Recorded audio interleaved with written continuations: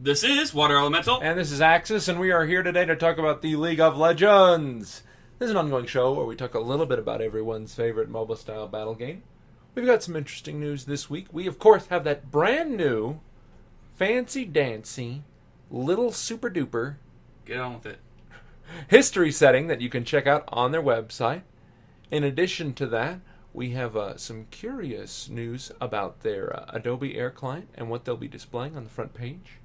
And finally, we have some updates and changes to Urgot, Kassadin, and Lucian, which are on the PBE right now.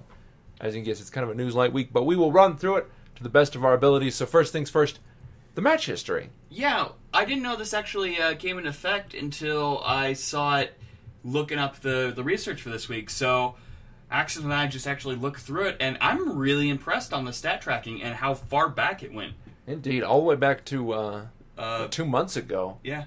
I mean, it's got heat maps for where characters are, where they died, where reactions were, times when towers were taken, kills and deaths, a full timeline of like objectives and what's going on. You can change a chart to see where the fluctuation of gold was going. Like, it's really interesting. Yeah, it's a lot of like tournament spectator stuff that you'd get, and it's all there. Really neat stuff. I'm glad it goes back so far. It really lets you keep track of the games you played and, you know, maybe who you did well on and under what circumstances and against which team compositions. And kind of like where you're dying a lot, so you know where to ward. And it's really cool. It's very good stuff, and I think it's a wonderful feature that a lot of people are going to enjoy and just take advantage of, just to improve their performance overall, or just show off to their friends. Why not? Things that I would recommend adding, nothing like to take away, but I would like to see like kind of like a quick like scroll feature, so it would go through the beginning of the game really fast and just kind of show like kind of positioning of where things like the progression of the kind of progression of how things played out. So it'd be like, okay, death, tower taken at this time, tower taken at this time, just something visual. Things I would like to see, comparisons, being able to pull up 2 games and maybe compare how you did in one game versus the other, and also being able to correlate maybe by character or by character type. So you can pull up all the games you did as Garen and maybe get your average, and where you do the best using that same heat map, or all tanky bruisers and see which tanky bruiser is the best for you without having to go through every game and just sort of do it on your own. Or have like 8 tabs open. Yeah, it's something that they could do with relative ease, and it's beta, so you never know, they might add it. Who knows? Really looking forward to trying this out, though, and maybe being able to pull up a good game and show people what I'm capable of without them having to take my word for it. I could say, I did 1,000 damage every game for 50 years, and I can link them the games. It'll be great. But good stuff. It's in beta. We'll get the full version soon. I'm curious what the integration is going to be like with their client, but on the website right now, looks really neat. Pretty good stuff. Speaking of the client, what have we got? We have a new landing page for the next season. This would be the 3rd iteration of the loading page and like kind of main menu setting. And the main thing that they're getting rid of is the featured matches on the front page. Yeah, usually they would take a set number of matches, and they would allow you to jump into the spectator seat very, very quickly and just sort of watch a game if you were less interested in playing and more interested in relaxing. And I really had no problem with it being up front like that, but I think it took up too much real estate for other things that were more important, like have an area for patch notes or have an area for upcoming features and all that stuff. But instead, those were kind of shut off to the side, and they didn't really have anything to focus on things that are happening in game for people that didn't want to just watch. And so they talked about how they're going to add new features and all sorts of stuff to it. And they'll still have the featured matches. They've said that they want to keep those in because people do use them, just not as many as they would like. I use them every now and again when I couldn't record footage and I needed footage really fast. There you go. So they said that it's still going to be there. It's just not going to be on that front page. I do like the fact, looking at the work in progress one, that it shows the free champions on the front page. It's going to help new players out pretty well. Yeah, and you can check out their stats, even though the weird stat things like attack, defense, agility, difficulty. It's like, those are just all made up numbers. But, it's good to see that it's a lot cleaner and smoother, and it kind of feels like how Season 4 should be. Indeed. It's really shaping up, and I think it's going to be good overall. No news on the game mode Doombots of Doom. We haven't heard anything about it just yet. Hopefully we'll here's some more sometime soon, because I'm really curious to see what's going to happen with that. Yes. More development plus. But moving right along, champion changes on the PBE. We normally don't talk about PBE stuff, but this seemed kind of curious because they've been coming true a lot lately. So Urgot was the first guy to get tinkered with. First things first, they increased the attack missile speed of his basic auto attacks by 300 points, which is pretty good stuff. And they just wanted to make sure his short attack range allowed him to get in those auto attacks very quickly, considering the danger he had to put himself in. But the big changes were to Acid Hunter. So right now, Acid Hunter, basically at the start of the cast, if they're affected with the debuff, it auto-tracks, and it gets increased range, and it hits, and it's got a decent mana cost, and everything like that. What they've done now is that the tracking checks on the start of the cast and the end of the cast. So, those last second shots are not going to be as common. They're not going to be getting off. They've increased the mana cost, and they made it so if you get a last hit or a killing blow with the Acid Hunter, half its mana cost is refunded. The mana cost is now 50, by the way. So that's interesting. And then the cooldown on his ult has been changed to scale, losing 10 seconds from 120 all the way up to max rank. And the mana cost was knocked down just slightly. So that doesn't really matter. The main change is to his Q. Q's not very strong of an ability without Acid Hunter.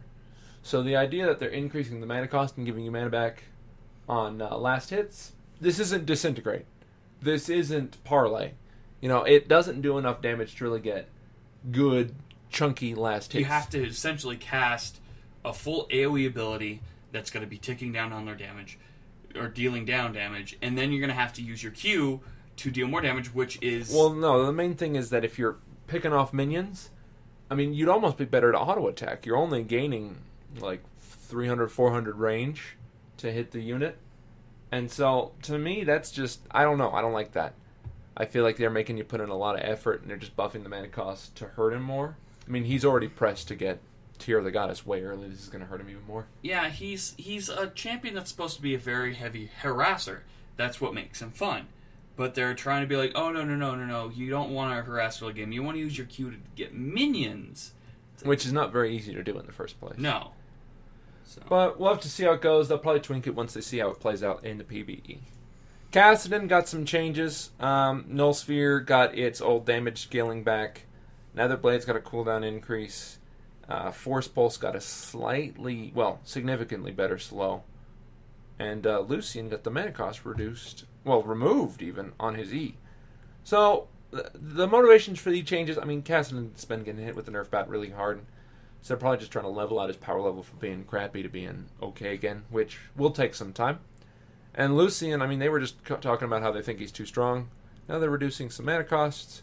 Who knows what will happen? I don't get why they have to kind of keep pandering toward the Lucian players to the point where he's going to be overpowerful and then he's going to get pushed off the edge and he's going to be unplayable. It happened with Ezreal and Corki. Kassadin. This is the new guy. Well, I'm talking about Marksman. 80 carries. Yeah. Marksman here. Marksman. 80 carries. Cataline is not an 80 carry. She's a marksman. Fine. We'll go back to Cataline. All right. So that's really it for official news this week, guys. Like we said, pretty slow week. They've got some stuff about third-party skin shops. It doesn't matter. Yeah, if you're using a third-party skin shop, you're kind of... I think I downloaded some custom Karthus skins 5 years ago. That was the last time I heard that those were even a thing. So I guess, if you're downloading anime girl skins and paying for them, just don't do it. It's not a good idea. Yeah. Moving on to our own section, though.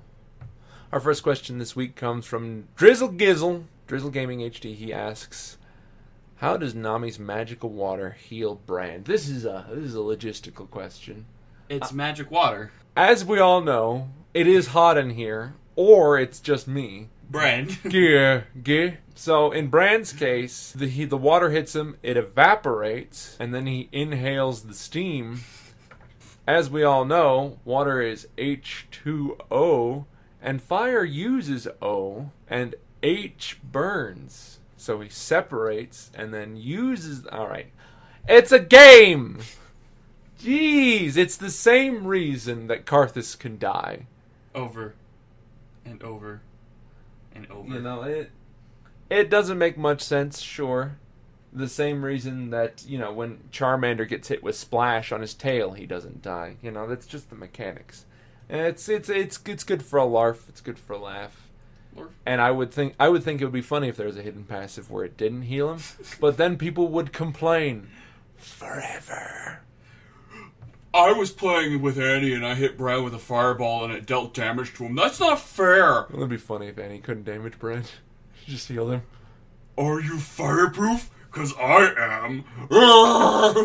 Seriously. Oh, God. But then he wouldn't deal damage to her, so it's just like a stalemate in mid. Annie's a little girl. She's not fireproof. Unless she has the fire shield on. Mm. Oh, man. That was actually... I don't know. Some RPGs do that, where you have a specific type of shield or absorption on certain attacks heal you. So, I don't know. That'd be cute, but as far as the esports side of it goes, you could never get away with that. Next question comes from Mr. 12. He says, what 5 champions would you guys like to make a rival band for Pentakill? Name the champions and the roles of the band. Hippie band. Zillion. Maokai. Who else is really... Gragas. Zyra. And who else? So we need one more. One more kind of free spirit. I want to say... Oh, Nidali. Obviously. How could I even... They all play kazoos and they just kind of chant about nature. Oh, God. So what would their band name be? Not Pentakill, but probably like... Summoners, or champions for the ethical treatment of Summoner's Rift. Maybe we could go with... Oh, God, what would be a good one? Welcome to the Twisted Tree Lion. Ace. I like Ace. Ace would be not terrible. I don't know if it fits the theme, though. We'll get back to you. As far as the champions, the roles, Gragas is going to be your mid. Zyra's your support. Nidali's going to be top lane. Gragas is going to be the AD carry, or the marksman. No, wait. Gragas is already mid, so Maokai would be the jungle. Someone would have to be AD carry, and Zillion would have to be support. No, Zillion's going to be AD carry. Okay. He keeps respawning and slowing people. It's overpowered.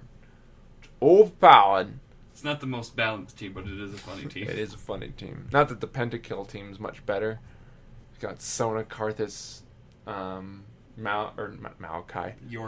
Yorick. Olaf. Mordecai. It's not really a very balanced team either. Whatever happened to Yorick? He's just hanging out. He just got nerfed. Now no one plays him. It's too bad. He's a champion? Seriously.